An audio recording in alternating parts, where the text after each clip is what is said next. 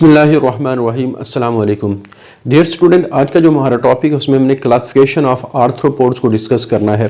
अच्छा, सबसे पहले जो क्लासिफिकेशन में आता है क्लास क्रस्टेशिया, या इनको क्रस्टेशियन भी कहा जाता है। ये इक्वेटिक ऑर्गेनिज्म है सारे, ये इक्वेटिक आर्थ्रोपोड्स हैं। तो सबसे पहले अगर इक्वेटिक हैं तो इनमें रेस्पिरेशन के लिए गिल्स होंगे फॉर रेस्पिरेशन, क्योंकि हमारे पास हमें काफ़ी आइडिया है कि रेस्पिरेशन ज़्यादातर इक्वेटिक एनिमल्स में गिल्स के ज़रिए से होती है। अच्छा, स्फेलोथोरिक्स, पहले इसका मतलब समझेंगे। स्फेलोथोरिक्स का मतलब क्या है? आमतौर पे ज़्यादातर आर्थ्रोपोड्स की जो बॉडी है वो 3 हिस्सों में डिवाइड होती है। ये मैं मेजॉरिटी ऑफ एनिमल्स की बात कर रहा हूँ, वरना ये जो सीक्वेंस है पार्ट्स की वो डिफरेंट भी हो सकती है। हेड, थोरेक्स और एब्डोमेन। अगर हेड और थोरेक्स इस तरह हो कि ये आपस में फ्यूज हो, आपस में क्या हो? फ्यूज हो, यानी फ्यूज होने के बाद एक बड़ा सा स्ट्रक्चर बना दे, तो इसको स्फेलोथोरेक्स कहा जाता है। थोरेक्स सीने को कहा जाता है, स्फेलो हेड को कहा जाता है। यानी हेड और सीने के जो फ्यूजन के बाद, यानी आप ये ना बता सकें ये हेड वाला रीजन है, ये थोरेक्स वाला, उसको सेपरेट, हालांकि होता अलग-अलग है लेकिन वो फ्यूज होता है, तो वो जो बन जाएगा उसको हम कहते हैं स्फेलोथोरेक्स। अच्छा, इस स्फेलोथोरेक्स के ऊपर एक कवरिंग होती है, काइटन की बनी हो, हार्ड किस्म की कवरिंग होती है जो इस रीजन को प्रोटेक्ट करती है। उस कवरिंग को कैरापेस कहा जाता है। कैरापेस एक होल के लिए हम वर्ड इस्तेमाल करते हैं। तो कैरापेस बेसिकली एक ऐसा एक्सोस्केलेटन है जो मौजूद होता है स्फेलोथोरेक्स के डॉर्सल साइड। डॉर्सल साइड से मुराद ऊपर वाली साइड पे मौजूद है। जैसे मैं कहता हूं कि ये स्फेलोथोरेक्स है, ये इसके ऊपर मौजूद हो गया ऐसे डॉर्सल, ऊपर वाली सरफेस के लिए हम डॉर्सल का वर्ड इस्तेमाल करेंगे। और इस आप कह सकते हैं एक्सोस्केलेटन को जो स्फेलोथोरेक्स की डॉर्सल साइड यानी अपर साइड पर मौजूद होता है, इस होल को कैरापेस कहा जाता है। और ये सख्त किस्म का होल है आमतौर पे। अच्छा, ओवरऑल जितना भी एक्सोस्केलेटन है, जितना भी क्रस्टेशियन में एक्सोस्केलेटन है, वो तो बना तो काइटिन का होता है। काइटिन एक पॉलीसेकेराइड है। काइटिन खुद बजाते खुद एक हार्ड मॉलिक्यूल है, लेकिन इन ऑर्गेनिज्म में एक्सोस्केलेटन में बहुत सारे साल्ट भी चुके ऐड हो जाते हैं, डिपॉजिट हो जाते हैं। इस वजह से इनका जो स्केलेटन ओवरऑल उसकी स्ट्रेंथ या उसकी ताकत में या उसकी हार्डनेस में इजाफा हो जाता है। तो इनके एक्सोस्केलेटन में क्या होता है? डेपोजिशन ऑफ साल्ट होती है in addition to chitin. Major जो कंपोनेंट है यानी जिससे एक्सोस्केलेटन बना होता है वो काइटन है। बाद में फिर उसमें काफ़ी सारे साल्ट वगैरह ऐड हो के, जैसे कैल्शियम कार्बोनेट वगैरह, ये साल्ट ऐड हो के उसको मजीद सख्त बनाते हैं, विच मेक इट फर्म, जो उसको मजीद सख्त बनाते हैं। अच्छा, अपेंडिजेस, एक बात ध्यान में रखेंगे, ये जितना भी हम लेक्चर आज डिस्कस करेंगे तो उस लेक्चर को समझने के लिए आर्थ्रोपोड का जो पिछला पोर्शन है जो हमने 2 लेक्चर में डिस्कस किया, वो आप लोगों को आना चाहिए, क्योंकि उसमें डिटेल से हर सिस्टम को बड़ी डिटेल से डिस्कस किया गया है, एक एक वर्ड को डिस्कस किया गया है। यहाँ उन्हीं सिस्टम के बारे में ब्रीफली बताया गया है। तो जब तक वो 2 लेक्चर आपको नहीं आएंगे तो यहाँ आज वाला टॉपिक तो बिल्कुल भी समझ नहीं आएगा। तो पहले वो 2 लेक्चर सुने, उसके बाद ये टॉपिक अगर आपने समझना है तो ये सुने।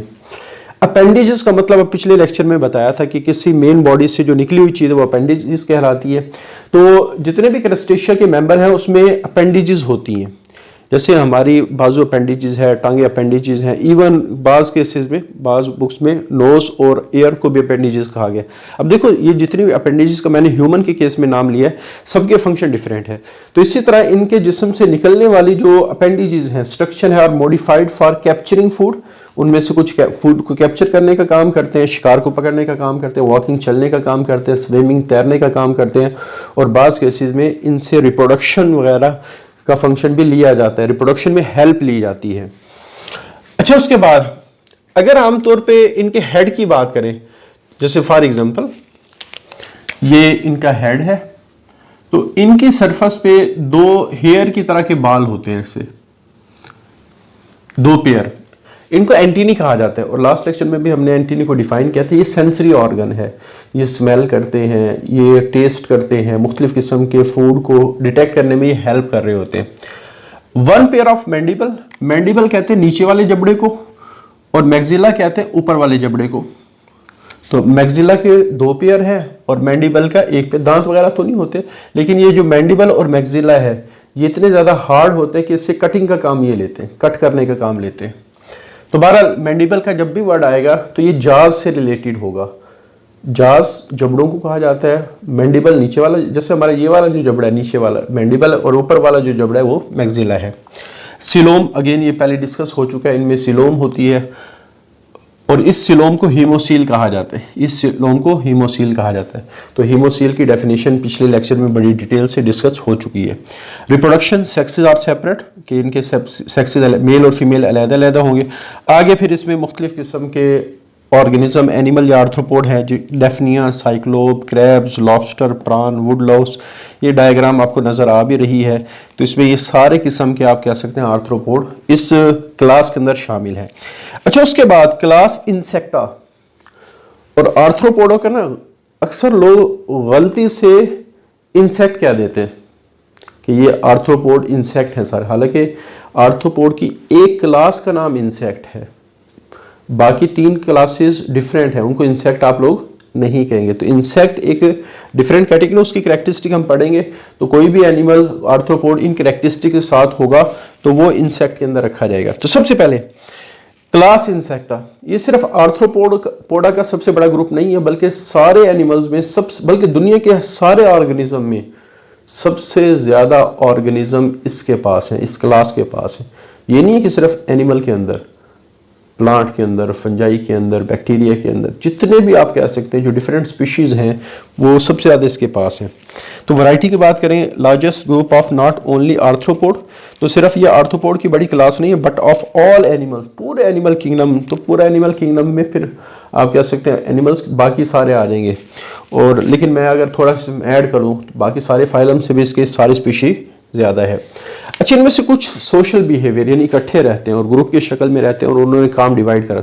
जैसे चींटियों के बारे में मशहूर है कि ये कॉलोनी बना के रहती हैं, शहद की मक्खियाँ कॉलोनी बना के रहती हैं। तो ऐसे ऑर्गेनिज्म जो इकट्ठे रहते हैं और उन्होंने अपने मेंबर्स के दरमियान काम को डिवाइड कर रखा होता है, इसको हम कहते हैं सोशल बिहेवियर। जैसे इंसान इकट्ठे मिल के रहते हैं, उन्होंने काम डिवाइड कर रखा होता है अपनी सोसाइटी के अंदर, तो सेम यहाँ है। तो 2 बड़ी मिसालें हमारे सामने हैं, चींटियों की और शहद की मक्खियों की। एक तो इंसेक्ट्स हर जगह पाए जाते हैं, दूसरी चीज़ एंड काफ़ी सारे ऐसे हैं जो सोशल बिहेवियर को शो करते हैं। तो सोशल बिहेवियर, इकट्ठा रहना। अच्छा, इनकी अगर हम बॉडी रीजन की बात करेंगे तो इनके बॉडी रीजन में 3 हिस्से हैं, हेड है, थोरैक्स है, एब्डोमेन है। जैसे अगर हम थोरैक्स की बात करें तो ये थोरैक्स है और ये इनका एब्डोमेन है, क्लियर। लेकिन इनका जो हेड है ये आमतौर पे लोकेटेड होता है वर्टिकल, इस तरह वर्टिकली लोकेटेड होते हैं। और आमतौर पे इनका जो जबड़े वगैरह हैं जिससे इन्होंने कटिंग का काम करना है वो नीचे वाली साइड पे होते हैं। नीचे वाली साइड के लिए हम कौन सा वर्ड इस्तेमाल करते हैं? वेंट्रल। तो सबसे पहले इनका जो हेड है वर्टिकल टू द बॉडी, ये बाकी बॉडी के लिहाज से वर्टिकल होते हैं। एंड जाज आर वेंट्रली प्लेस, और जाज नीचे वाली सरफेस पे होते हैं। सीना होगा, एब्डोमेन होगा, और एब्डोमेन के अंदर इवन सीने के अंदर भी सेगमेंट होते हैं और एब्डोमेन के अंदर भी सेगमेंट होते हैं। इनकी तादाद मुख्तलिफ होती है। आगे नर्वस सिस्टम की बात अगेन करैक्टरिस्टिक में बड़ी डिटेल से डिस्कस हुआ। इनके अंदर वेल डेवलप्ड नर्वस सिस्टम होता है। जो ब्रेन होता है वो गैंग्लिया की शक्ल में होता है, और जो डबल नर्व कॉर्ड है वो वेंट्रल साइड पे होती है, नीचे वाली साइड। इनकी जो स्पाइनल कॉर्ड है वो एक तो डबल है और नीचे वाली साइड पे होती है, ठीक है। अगेन इसको अच्छी तरह समझने के लिए आप पूरा पिछला लेक्चर देखेंगे। रिप्रोडक्शन की बात करें तो सेक्सेस आर सेपरेट, मेल और फीमेल इंसेक्ट अलहदा होते हैं, और ज़्यादातर ये ओवीपेरोस अंडे देते हैं, फिर उन अंडे से फिर आप कह सकते हैं बच्चे निकलते हैं। मेटामॉर्फोसिस इसमें होता है। मेटामॉर्फोसिस बड़ी डिटेल से पिछले लेक्चर में डिस्कस किया गया। यानी इनमें क्या होगा कि ऑर्गेनिज्म जब जाइगोट से डेवलप होगा तो मुख्तलिफ शक्लों के बाद फाइनल जो हतमी शक्ल बनेगी, जैसे लार्वा, प्यूपा, उसके बाद एडल्ट, फिर आखिरी शक्ल बनती है जिसको एडल्ट फेज कहा जाता है। बहरहाल इसकी फिर मुख्तलिफ एग्जांपल है, dragonfly, mosquito, moth, wasp and beetles. तो इनकी शक्लें कैसे नज़र आती हैं आपको डायग्राम में नज़र भी आ रहा होगा। तो बहरहाल ये सारी इसकी एग्जाम्पल है। एग्जाम्पल से MCQs पूछा जा सकता है। जैसे मैं कहता हूँ ड्रैगन फ्लाई, ये एनिमल के किस फाइलम से बिलोंग करती है, आर्थ्रोपोडा की किस क्लास से बिलोंग करती है, तो ये क्वेश्चन आ सकता है। जैसे मैं कहता हूँ ड्रैगन फ्लाई, मैंने लिख दिया कि आगे ऑप्शन हो कि बिलोंग टू द फाइला, कि ये किस फाइलम से बिलोंग करती है। नीचे ऑप्शन हो सिलेंट्रेटा का, एनेलिडा का, आर्थ्रोपोडा का, नीमाटोडा का, ये 4 ऑप्शन हो तो आर्थ्रोपोडा के अंदर, या 4 क्लासेस के ऑप्शन हो उसमें से आपने एक क्लास सेलेक्ट करनी होती है, क्लास इंसेक्टर से बिलोंग करती है। तो ये बड़ी इंपॉर्टेंट है इस तरह की ग्रुपिंग, कौन सा एनिमल किस ग्रुप में है, किस फाइलम में है, किस किंगडम में है, तो ये बातें याद रखना ज़रूरी है। अच्छा, उसके बाद क्लास एरेक्निडा। सबसे पहले इसमें भी स्फेलोथोरेक्स है, इसमें तो अलग-अलग ना, हेड अलग है, थोरेक्स अलग है, सीना अलग है, एब्डोमेन अलग है। इसमें भी क्या होता है, ज़्यादातर जो हेड और थोरेक्स इकट्ठा ही होता है ऐसे करके, ठीक है, ये सारा हेड और थोरेक्स अलग है। तो स्फेलोथोरेक्स, स्फेलो मतलब हेड, थोरेक्स मीन सीना। तो बॉडी हैज एंटीरियर सेगमेंट्स, तो जो ऊपर वाले सेगमेंट है यानी हेड और थोरेक्स दैट आर फ्यूज्ड, जो आपस में फ्यूज हो गए टू फॉर्म स्फेलोथोरेक्स। अच्छा, आगे यहां अपेंडिजेस मुख्तलिफ किस्म की है। सबसे पहले मैं कहता हूं ये इनका माउथ है, ये इनका क्या है, माउथ है। बिल्कुल माउथ के साथ बहुत छोटी छोटी आप कह सकते हैं अपेंडिजेस होती है, अपेंडिजेस, इनको चिलीसिरी कहा जाता है। इनको क्या कहा जाता है, और इनका एक ही पेयर होते हैं, एक माउथ के इधर, एक माउथ के इधर। और बाज केसेस में इसके ऊपर एक पंजे की तरह का स्ट्रक्चर होता है जिसको क्लॉ कहा जाता है। ऐसे पंजे की तरह का स्ट्रक्चर होता है, इसको क्लॉ कहते हैं। क्लियर? तो चिलीसिरी विद क्लॉ, तो ये बात समझ में आ गई। तो ये जो अपेंडिजेस है जो माउथ के साथ साथ है, अच्छा इनका काम क्या है, इसमें काफ़ी सारे जहरीले जो बिच्छू वगैरह या मकड़ी वगैरह वो इसमें आते हैं। तो बाज़ केसेस में ये किसी भी अपने दुश्मन के अंदर या जिसको काटता है उसके बॉडी में जहर को इंजेक्ट करने के लिए ये ये बिच्छू वगैरह इस्तेमाल करते हैं चिलीसिरी को। या बाज़ केसेस में किसी पे हमला करना है या अपने फूड को कैप्चर करना है, तो इसके मुख्तलिफ किस्म के काम हैं। अच्छा, इसी तरह इनके हेड के ऊपर कुछ बड़े बड़े अपेंडिजेस भी होते हैं, ऐसे बड़े बड़े अपेंडिजेस भी होते हैं। तो बाज़ केसेस में ये एक पेयर की शक्ल में होते हैं और बाज़ में ये 2 पेयर होते हैं। इनको पेडिपाल्प कहा जाता है। अच्छा, जैसे स्कॉर्पियन में इसके ऊपर भी एक आप कह सकते हैं वो पंजा सा, डंग सा लगा होता है, ये भी क्लॉ के साथ होते हैं। बहरहाल ये बड़ा स्ट्रक्चर पेडिपाल्प कहता है और छोटा स्ट्रक्चर जो माउथ के इर्द गिर्द होता है इसको चिलीसिरी कहते हैं। अच्छा, आमतौर पर इनके पास 4 पेयर ऑफ लेग्स होती हैं, यानी 1 2 3 4, 1 2 3 4। क्लियर? इस तरह 4 टांगे। स्कॉर्पियन में ये काफ़ी बड़ी बड़ी, मकड़ी में तो और बड़ी बड़ी एक 4 टांगे होती हैं। और इसके अलावा जो एंटीनी वगैरह हैं, जो हेयर लाइक स्ट्रक्चर, जो सेंसरी ऑर्गन, जैसे कॉकरोच में आगे 2 बाल होते हैं वो एंटीनी कहलाते हैं। इसी तरह में जबड़े वगैरह नहीं होते, आमतौर पर जो चिलीसिरी वगैरह है वो जबड़ों का काम कर रहे होते हैं। इनका जो एब्डोमेन है, इनका जो एब्डोमेन है, अब वो बाज़ केसेस में सेगमेंटेड, जैसे स्कॉर्पियन जो बिच्छू है उसके केस में ये सेगमेंटेड होते हैं, लेकिन जब हम मकड़ी की बात करते हैं तो मकड़ी में ये अनसेगमेंटेड होता है और काफ़ी बड़ा होता है। बाद में इसमें सेगमेंट की तादाद थोड़ी होती है, बाद में ये सेगमेंट फ्यूज़ होते हैं और बाद में ये सेगमेंट होते ही नहीं। तो बहरहाल आप कह सकते हैं कि इनका एब्डोमेन मुख्तलिफ फेजेस में। अच्छा, ये जो 4 टांगे हैं, बाज़ दफ़ा ये सिर्फ सीने पे लगी होती हैं कुछ इनके मेंबर में, बाज़ दफ़ा कुछ सीने पे लगी होती हैं, कुछ एब्डोमेन पे लगी होती। तो इस वजह से ये जो एब्डोमेन है विद और विदाउट अपेंडिजेस, बाज़ दफ़ा इस पर कोई अपेंडिजेस नहीं लगी होती और बाज़ दफ़ा इस पर कुछ ना कुछ अपेंडिजेस लगी होती हैं या टांगे वगैरह लगी होती हैं। रेस्पिरेशन अगर इक्वेटिक है तो गिल्स के ज़रिए से, लेकिन अगर ये आमतौर पे टेरेस्ट्रियल है तो इसमें लंग्स नहीं होते, बल्कि एक ख़ास किस्म की लंग्स की टाइप होती है जिसको बुक लंग्स कहा जाता है।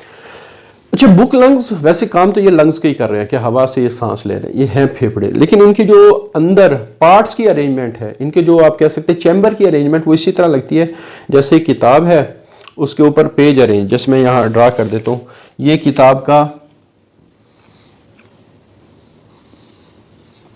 वो हिस्सा है जो आपको सामने से नज़र आ रहा है और इसके अंदर ये पेजेस हैं, इसके अंदर ये क्या है, पेजेस हैं। तो इसी तरह इनके ये लंग्स होते हैं, अंदर इनके अंदर मेम्ब्रेन्स होती हैं जो इस लंग्स को छोटे छोटे पार्ट्स में डिवाइड करती हैं ताकि यहाँ वेंटिलेशन अच्छे अंदाज में हो। तो इस वजह से चूँकि इनके लंग्स के अंदर अरेंजमेंट ऑफ पार्ट्स या अरेंजमेंट ऑफ मेम्ब्रेन्स एक किताब के पेजेस की तरह थी, इस वजह से इन लंग्स को ही बुक लंग्स कह दिया गया। अच्छा, बुक लंग्स का वर्ड जब भी आएगा तो ऑटोमेटिकली हमें पता चल जाएगा हम क्लास अरेकिनिडा के मेंबर्स की बात कर रहे हैं। तो ये वो मेंबर हैं जो खुश्की पर हवा से सांस लेते हैं। एक्सक्रीशन होती है अगेन मेलपिजियन ट्यूब्यूल्स के जरिए से, ये भी पिछले लेक्चर में बड़ी डिटेल से डिस्कस हुआ है, तो इसको भी आप लोगों ने वहीं से जाके देख लेना है। और आइज इनमें सिंपल होती हैं। आइज क्या होती है? सिंपल होती है। बाद इनके मेंबर में कंपाउंड आइज होती हैं और बाज इनके मेंबर में सिंपल आइज होती है। कंपाउंड और सिंपल में क्या फ़र्क है? जैसे हमारी आंख सिंपल है, एक ही आंख है, लेकिन कंपाउंड आइज में एक आंख के अंदर छोटी छोटी काफ़ी सारी आंखें होती हैं। यही अगर आप ये समझ लें कि एक आंख है तो ये सिंपल, अगर इसमें छोटी छोटी काफ़ी सारी आइज हैं तो ये कंपाउंड आइज बन जाती। तो बाज़ यहाँ काफ़ी सारे आर्थ्रोपोड्स के जो मेंबर हैं उनमें जो आइज़ हैं वो कंपाउंड होती हैं कि उसकी एक आंख के अंदर छोटी छोटी काफ़ी सारी आइज़ होंगी। अच्छा, जो स्पाइडर है, स्पाइडर की आंखों के अंदर जो स्ट्रक्चर अरेंज होते हैं उसको पैनोरामिक व्यू दे सकते हैं। अब पैनोरामिक व्यू से क्या मुराद है? जैसे मैं आप लोगों को देख रहा हूँ, ठीक है, मेरी नज़र जब मैं आप लोगों को देख रहा हूँ तो जो साइड है उस पर मैं नहीं देख सकता, जो दूसरी साइड है उस पर मैं नहीं देख सकता। लेकिन ये जो स्पाइडर है उसकी आंखें होती तो आपको सामने से देखेंगी, लेकिन उसके पार्ट्स इस तरह अरेंज होते हैं कि वो लेफ्ट साइड पे भी उसको चीज़ें नज़र आ रही होती हैं और आप कह सकते हैं राइट साइड पे भी चीज़ें नज़र आ रही होती हैं। तो इस तरह इसका जो व्यू एंगल है, जो एंगल ऑफ साइट्स है, या आप कह सकते हैं लेंथ ऑफ साइट है, जो उसको नज़र आएगा वो काफ़ी दूर तक साइडों पे नज़र आएगा। तो इसके दोनों फ़ायदे हैं। ये इससे अपने आप को डिफेंड भी कर सकती है इस फीचर की वजह से, और इससे किसी शिकार को पकड़ भी सकती है, यानी ये डिफेंड और ऑफेंस दोनों का काम ले सकती है। तो बहरहाल जो हमारे पास स्पाइडर है इसकी जो आंखें हैं वो इस तरह अरेंज होती हैं कि वो उसको पैनोरामिक व्यू देती हैं, प्रे हो या प्रीडेटर दोनों। सेक्सेस इसमें अलग-अलग होंगी। ओवीपेरोस का मतलब अंडे देती हैं, और इसमें आमतौर पे मेटामॉर्फोसिस वगैरह सही तरह से नहीं होती। एग्जाम्पल की बात करें, स्कॉर्पियन, स्पाइडर, माइट्स, एंटिक्स वगैरह, तो ये सारी के सारे इसके एग्जाम्पल्स हैं। ये डायग्राम आपको नज़र आ रही है, इसमें आप देख सकते हैं कि कौन से आर्थ्रोपोड की क्या शेप है। और आखिर में हमारे पास आ जाती है क्लास मायरियापोडा। तो सबसे पहले तो ये बहुत लंबे वॉर्म लाइक है। कोई भी लंबा कीड़ा उसके लिए हम कौन सा वर्ड इस्तेमाल करते हैं? Worm like. आगे इनकी दो बड़ी मिसालें हैं, मिलीपीड और सेंटीपीड। तो मिलीपीड में जो टांगों की तादाद है वो थोड़ी ज़्यादा होती है, यानी हज़ारों में होती है, और सेंटीपीड में टांगों की तादाद थोड़ी कम होती है। सेंटी का मतलब सैकड़ों में होगी, यानी 100, 200, 300 इस तरह। मिलीपीड में 1000, 2000 इस तरह। तो और इनकी बॉडी काफ़ी सारे सेगमेंट में डिवाइडेड होती है, और हर सेगमेंट में क्या है? लेग्स हैं, बहुत सारी टांगें हैं, और pair of antennae and pair of eyes उनकी हेड पर मौजूद है। एंटीनी सेंस ऑर्गन है, आइज जो लाइट को डिटेक्ट करने का काम करेंगे। एग्जांपल में सेंटीपीड और मिलीपीड, इसमें टांगें थोड़ी हैं, इसमें टांगें थोड़ी सी ज़्यादा है। तो इस तरह हमारे पास ये क्लासिफिकेशन ऑफ आर्थ्रोपोडा कंप्लीट होगी। तो अगेन मैंने जैसे कहा था कि इस लेक्चर को सही तरह समझने के लिए आपको पिछले 2 लेक्चर का कॉन्सेप्ट आना चाहिए। फिर तकरीबन ये बातें पिछले दोनों लेक्चरों में डिटेल से डिस्कस हो चुकी हैं, सिवाय चंद एक बातों की। तो इस वजह से इस पूरे फाइलम को अच्छी तरह तैयार करेंगे। इसमें से बड़े इंपॉर्टेंट शॉर्ट क्वेश्चन बनते हैं। आज के लिए इतना ही। अल्लाह हाफिज़।